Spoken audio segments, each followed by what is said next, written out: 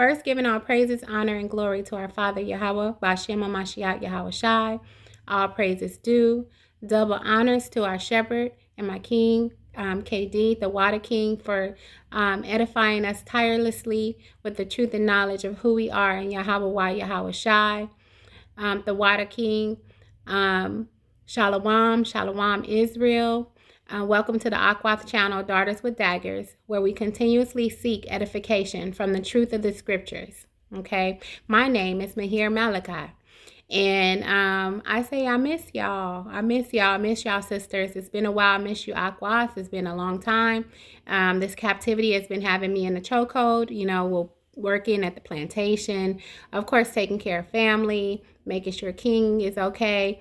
Being a mom, even though she's an adult, helping out my sisters and my family, serving Yahweh Yahawashi. So I miss you guys. So today I'm doing a post check. Okay, I want to check on you guys today. I pray that you guys have been blessed. I pray that you guys are healthy, physically, emotionally, mentally, spiritually. Okay.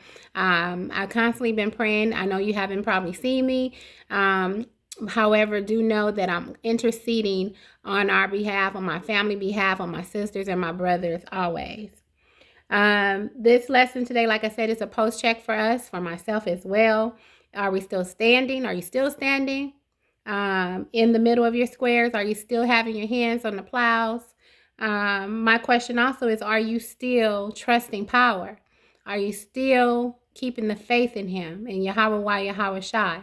Do you know that he reigns? And do you know that the time is going to come where he's coming back for us? All praises. So let's talk about faith today. So let's go to Hebrews chapter 11, and I'm going to read verses 1 through 3 because we're going to learn what faith is. Okay, so let's go to Hebrews chapter 11, verse 1 through 3.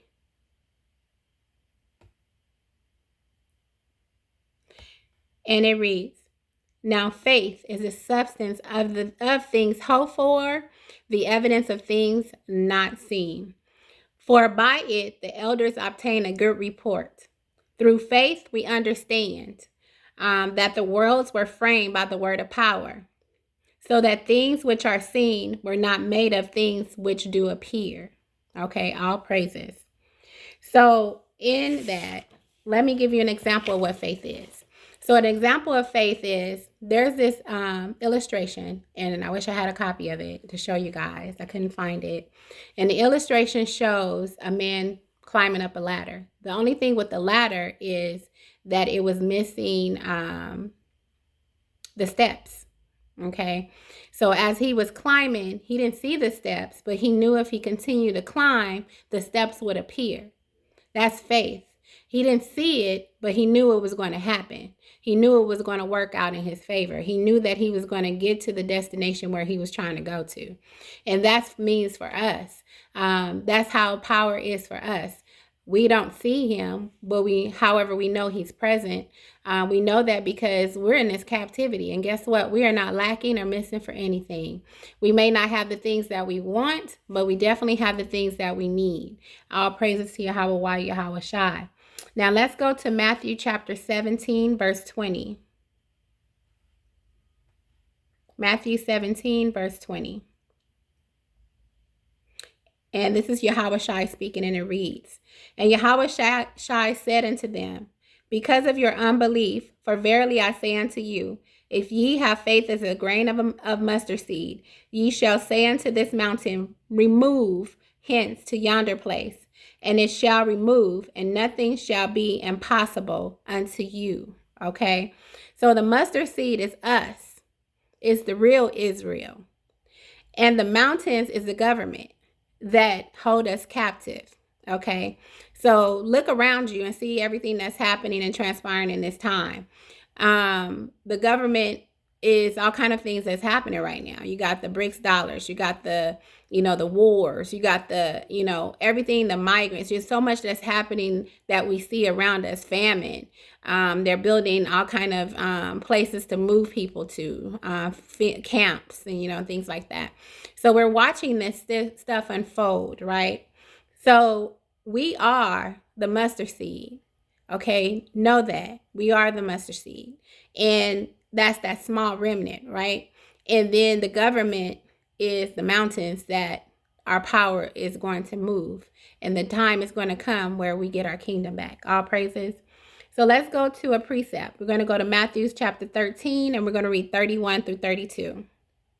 So Matthew chapter 13 and verses 31 and 32. And it reads, another parable, but the fourth unto them, saying, remember, this is Yahawashi, the kingdom of heaven is like a grain of mustard seed, which a man took and sowed in his field. Verse 32, which indeed is the least of all seeds, but when it is grown, it is the greatest among herbs, and becometh a tree, so that birds of the air come and lodge in the branches thereof. So, which indeed is the least of all seeds is us, the small remnant. Okay, that is why it says that we will start small and then we'll grow. Once we everything starts to transition and start the transition, then you'll see it's going to be a small remnant of us that get out of here. However, the kingdom is going to eventually grow, but right now it's going to remain as a small remnant, and that's us. The greatest among herbs and beneath a tree is when everyone is going to come and cleave to us. Okay, that time come, everyone's going to see, like, man, they were on it. They knew the truth. They see the things. They see us transitioning out of here, and you're going to start seeing people cleave. People that stop talking to you because you got into this truth. People that stop don't believe in what we believe in. Once they see the fruits and things start to manifest, then they're going to start wanting to cleave to us. So as we grow, once we start blooming, okay, so you know when you see a tree, and it has, like, especially when fall, the leaves fall off, and then once it becomes springtime, then you start to see the leaves start to bloom, right? They start to grow. That's us. We start to bloom. We start blooming and branching out. Okay, they will be like the birds that come to lodge on the branches. So, you know, you see the crows, you see the birds, when they all lodge and they're sitting on the branches, that's going to be the people. Once they see us transition, they're going to be just like those birds landing on our branches that are extended out. So we started as a seed, and now that we have been watered by the edification of the truth and knowledge of Yahweh Yahawashi, through his word, through our shepherd, we have now grown into that tree. Okay, our tree has been rooted, has been planted in the solid foundation of Yahweh Yahawashi. So now our branches are starting to branch out. Okay, we're starting to stretch out. Our branches are growing as we prepare for our exodus out of this captivity. Okay, so little faith. The disciples was not entirely free of faith. So just letting you know, even in this time, they weren't free of faith. However, their faith was not always strong either. And so in that saying, you know, that could be some of us. Our faith may not be as strong like the disciples were back in the day. We weren't free of it, but it might not be as strong as we would like to be, because this captivity has been it's been brutal. So faith can be stronger and it can be weaker. Okay, so let's go to Matthew 6 and 30. Matthew 6, verse 30. And this is Yahawashi speaking again. And it reads, wherefore, if power so clothe the grass of the field, which today is tomorrow, is cast into the oven, shall he not much more clothe you, O ye of little faith? So Yahawashi is telling us that we should not be worried. We should not be afraid or worried about material things, about where the next meal gonna come from, or, you know, how we're gonna make it through this captivity. We shouldn't be worried, right? We shouldn't be worried about that. Being worried would not produce anything. Have you thought about it? Have you ever been like, oh, you crying and you're thinking like, man, I don't know. I mean, what does that do? Granted, we have the emotion, but what is that going to accomplish? Is it going to fix the situation? No, it's not going to fix the situation. It doesn't fix anything if we worry. So it's like, well, if you're going to worry, why pray, right? Because where's your faith? The faith is going. So let's go to John chapter 14, verse 27. So why worry, right? Let's go to John. So John chapter 14, verse 27. And it reads, Yahawashi again, peace I leave with you, my peace I give unto you. Not as the world giveth, give I unto you. Let not your heart be troubled, neither let it be afraid. Okay? That's our big brother Yahawashi speaking to us. As Yahawashi's daughters, as his princesses, we can trust him to provide what we need. It may not be, and here's the thing, some people have a lot of wants and they receive them. You may not be eating, filet mignon and all those fancy meats that people put out there, but guess what you're eating? You might have some chicken. You might have a different kind of steak. You might have some noodles. You might have, mashed potatoes. You might have some things, but guess what you're eating? You have nourishment. You have fruit. You have things that you need. And, sometimes we do get our wants, but we are not lacking for anything. Let's go to Matthew chapter 8, verse 26. Matthew chapter 8, verse 26.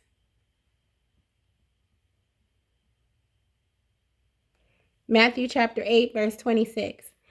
And he saith unto them, why are ye fearful, O ye of little faith? Then he arose and rebuked the winds and the sea, and there was a great calm. Okay. So Yahawashi wakes up, and his response was not to immediately step and save them. Okay. If he wasn't, when he woke up, he was like, why are you fearful?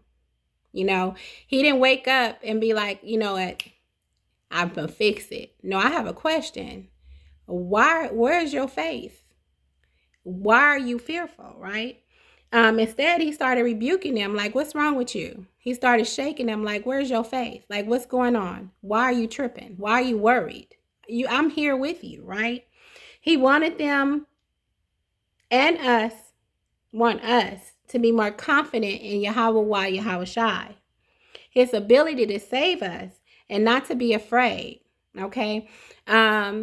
We can't say we trust him and have faith in him and have fear in what's to come, or have fear of what, our worry. We can't do that.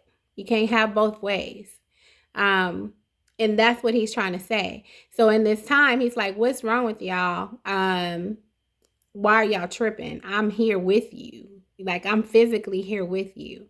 You really think I'm going to allow this to take you out? You really think I'm going to allow us to sink? You really think that I'm going to allow you guys to die? So he was like, what's the problem? He started rebuking them. And he could have immediately made it happen, but no, he had to make sure what's wrong with y'all? So our primary concern for our Father is that we follow and trust him. Okay, so let's go to Matthew chapter 14, verse 31. Matthew 14, verse 31. And it reads, and immediately Yahweh stretched forth his hand and caught him and said unto him, O thou of little faith, wherefore didst thou doubt? Okay, so Yahweh saves Peter, making a miracle of him to walk on water. So this is the time that the storm came and the boat was, beginning to sink at this time. And so Peter was sinking as well. And Yahawashi was able to take hold of Peter without sinking into the water himself. Okay. So Peter was sinking. That's because he took his eye off of Yahawashi. It must have been an amazing sight to watch, to see Yahawashi being planted firmly on that water and saving Peter. Peter began to get his full confidence in Yahawashi's power to work through him to walk on water. So once he put his eyes back on Yahawashi, he started to walk on water. He stopped sinking. And that's something that we have to learn to do. When things get tough and hard, we can't take our eye off our Father. We can't be like, oh, woes me. We have to know that and trust him in those moments as well. Not just be like, oh, everything's good. I'm getting everything I need. I'm okay. No, you trust him in those times when it's funky, when it's stinky, when it's tough. And knowing that he's gonna provide for you. He's gonna take care of those things. Yahawashi's response was not one of praise. He didn't praise them. It was one of rebuke. He says, "Oh, ye of little faith." He rebukes Peter's lack of faith instead of praising the faith that he started to have. He's like, what is going on? Either you trust me or you don't. Either you believe in me or you don't, right? So he didn't get any praise because he started to believe. He actually got rebuked because you stopped believing. Okay. So Yahawashi asked, why did you doubt? Yahawashi was more concerned about what stopped Peter from continuing to trust him. Peter walked on water in the power of the Most High. So are you doubting him? And why are you doubting him? Is it because you didn't get what you want? Is it because you are sinking and you turned your face from him because you don't think that he's real? So are you doubting him? And if you are, why? Because the power wants to know. Remember, he knows everything and he sees everything and he keeps a running record of everything that happens. So I have posed this question to some of my sisters. What could have possibly made Peter think that he could not walk on water in the power of the Most High? Because he already begun to do it, right? He had already begun to do it. What made him do that? So let's go to Matthew chapter 14, verse 30. We're going to go above it. And it reads, but when he saw the wind boisterous, he was afraid and beginning to sink. He cried, saying, Lord, save me. So I'm going to go to the New Living Translation for this. But when he saw the strong wind and the waves, he was terrified and began to sink. Save me, Lord, he shouted. Okay, so he became afraid. Why are you terrified? You got the Most High right in your presence. Yahawashi is right there with you. Okay, same thing with you, sisters. He's right there with you. So why are you afraid? Why are you terrified? Okay, so that's what he did. Peter's fear took over his faith. And we do that a lot, where fear takes over our faith. Fear was the point of weakness, and it is a point of weakness that kept Peter from continuing to trust Yahawashi, to give the power to do the impossible. Okay, and that sometimes is us. We are fearful, and we forget to trust our power, to know that he's there, he's real, and because he's going to give us always the power to deal with and to handle the impossible, right? Remember, the things that we are against is not carnal, it's spiritual. So we can't fight this with our fists. We can't fight this with our hands. Only way we going to be conquerors and we're going to be victorious is through Yahawashi. So let's go to 2 Timothy verse 1 through 7. 2 Timothy verse 1 through 7.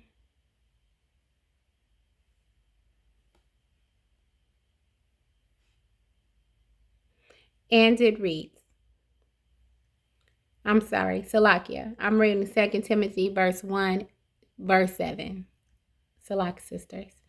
For power hath not given us the spirit of fear, but of power and of love and of a sound mind. Okay? Yahawashi's response may seem harsh.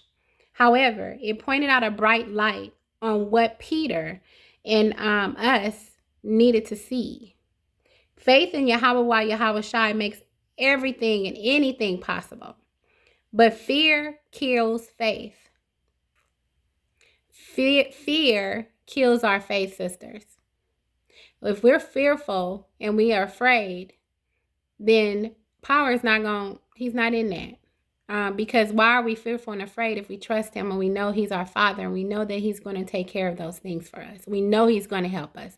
He's navigated us through this captivity. He's navigated us through some of the horrific things that we dealt with in our past. Okay, he's gotten us to the point. He kept us to the point so that we can be woke up and know who we are, and also prepare us for life everlasting. So why are we fearful? Can be fearful. You can't have fear because it kills your faith. So let's turn to Matthew chapter 16, verse 18. Matthew 16, verse 8. Matthew 16 and 8. And it reads, which when Yahawashi perceived, he said unto them, O ye of little faith, why reason ye among yourselves, because ye have brought no bread? Okay. The disciples assumed that Yahawashi was upset because they forgot to bring bread. The Most High was like, why are you worried about the bread?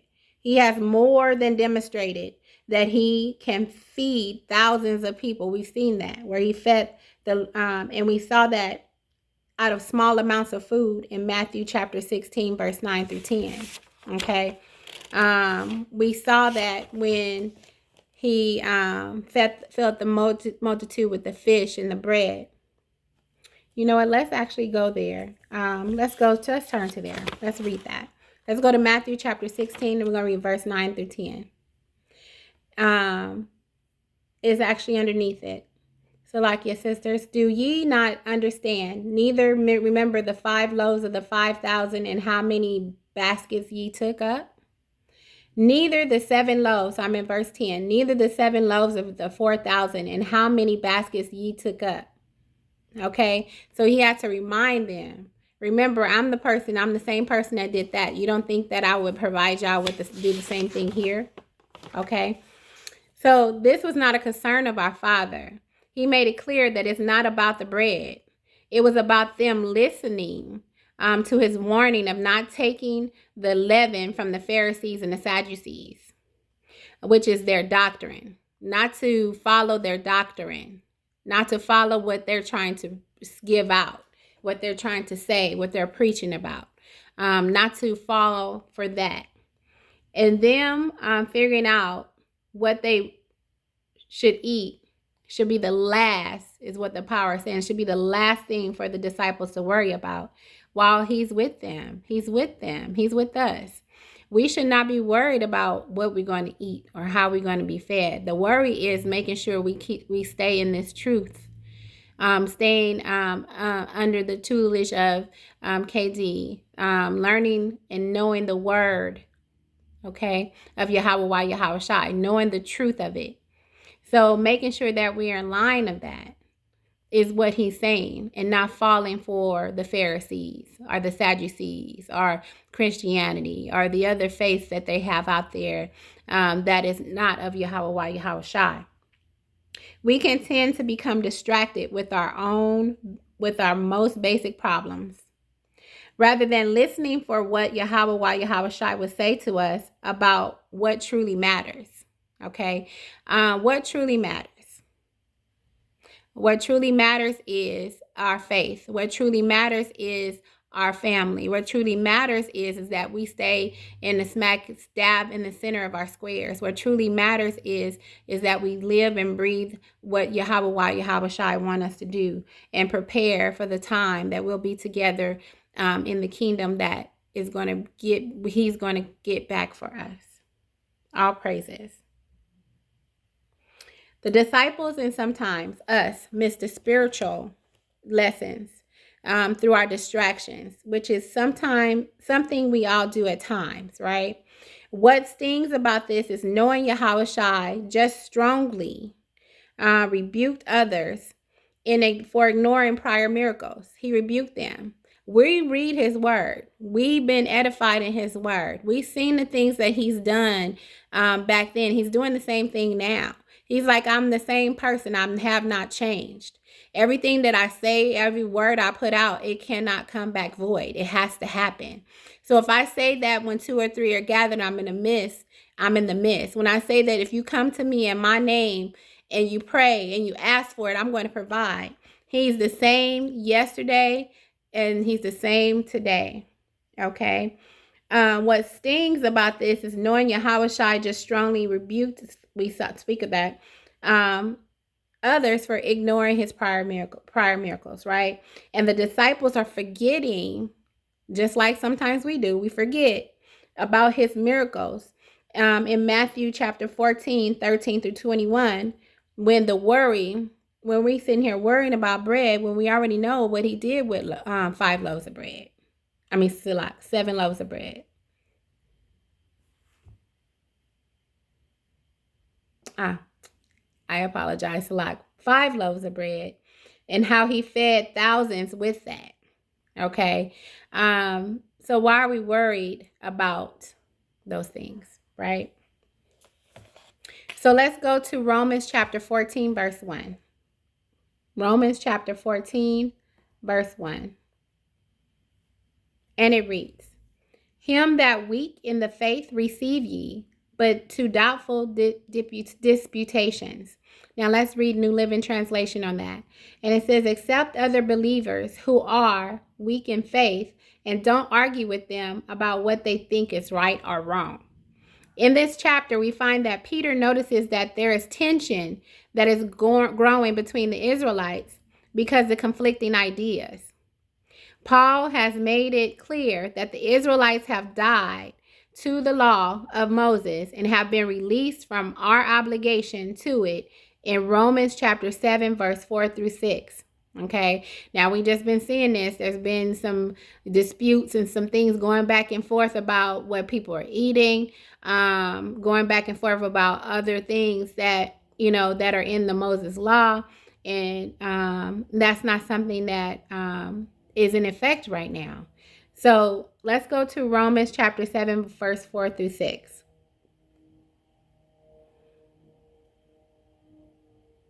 Romans 7, verse 4 through 6. And it reads, Wherefore, my brethren, ye also are become dead to the law by the body of Hamashiach, that ye should be married to one another, even to him who is raised from the dead, that we should bring forth fruit unto power.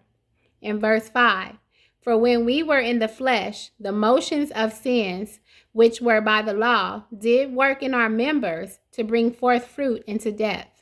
Verse 6, But now we are delivered from the law, that being dead wherein we were held, that we should serve in the newness of spirit, and not in the oldness of the letter. So that doesn't mean that it's acceptable for us to participate in sin. Okay, it's not saying go do all those things. In Romans chapter 13, Paul was very clear that we must cast off works of darkness like drunkenness, immortality, jealousy, and we in Romans 13 and 13. Let's go to Romans 13 and 13. Let's look at that. Romans 13 and 13. And it reads, Let us walk honestly as in the day, not in rioting and drunkenness, not in chambering and wantonness, not in stifle and envying.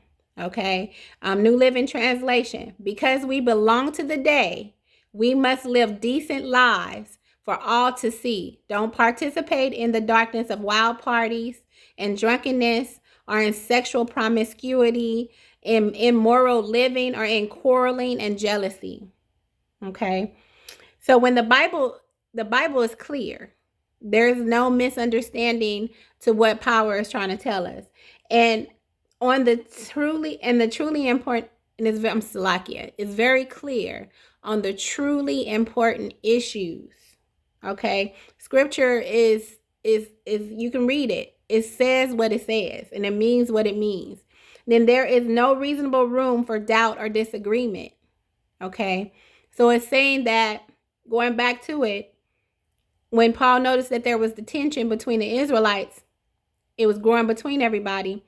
He made it clear that the Israelites have died to the law of Moses and have been released from the obligation. We've been released from that obligation, okay? And I read that in Romans chapter 7, verse 4 through 6. All praises. However, doesn't mean that we should be sinning. Doesn't mean that we should be falling into the darkness, the works of the darkness. We all know the back and forth between, we just had it. I talked about it, the Pharisees, about what to eat, what we not should eat, what we can eat. What about meat that has been offered to idols? What about observing the Sabbath? Is that right or wrong for Israelites? Paul refers to those who think of certain foods or items as inherently sinful as being weak in faith. Paul means these people do not yet trust that power has set them free.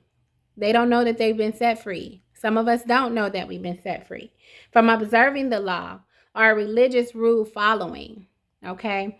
They struggle to accept that everything that